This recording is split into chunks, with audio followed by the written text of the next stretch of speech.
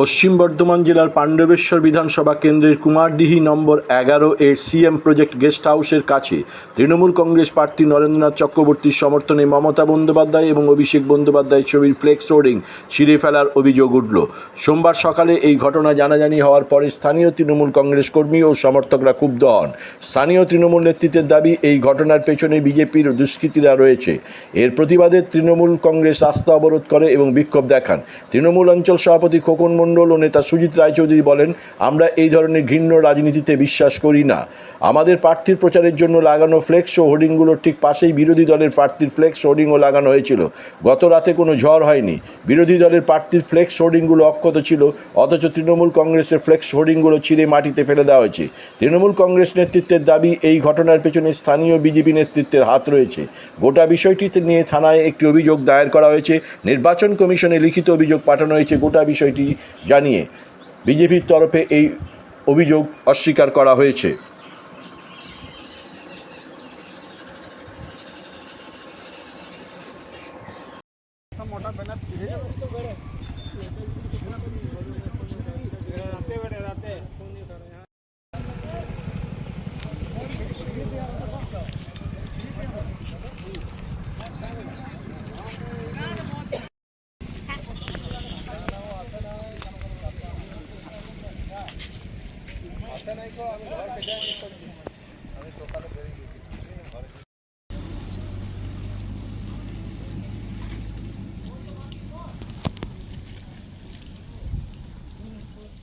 রাস্তা বন্ধ হলো, এটা বলছো?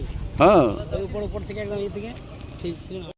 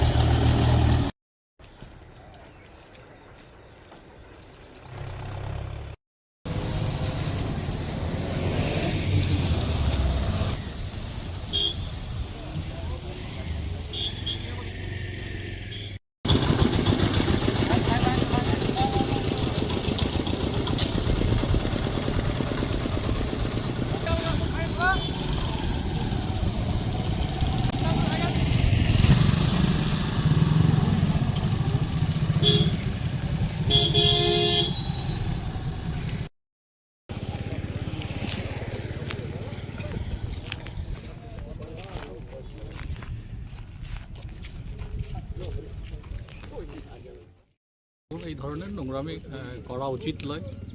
বিজেপি দল তো গণতন্ত্রে বিশ্বাসই করে না, ওরা স্বৈরতান্ত্রিক আচার আচরণ সর্বত্রই করে। আমরা তৃণমূল কংগ্রেস গণতন্ত্র রক্ষাকারী দল।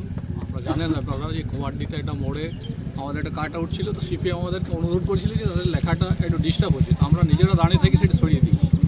এরকম নোংরামি যাতে না করে সেটার জন্য আমরা অনুরোধ করব। এই ছেঁড়াছিঁড়ি এইসব একদম পছন্দ নয়।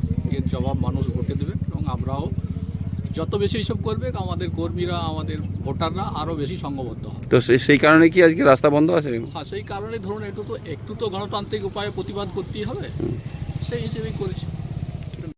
ঝড়ও দেয় নাই যে ঝড়ে ছিঁড়ে গেছে, এটা একদম সম্পূর্ণ সত্য যে এটা ছিঁড়েছে এবং বিজেপির দুষ্কৃতীরাই ছিঁড়েছে।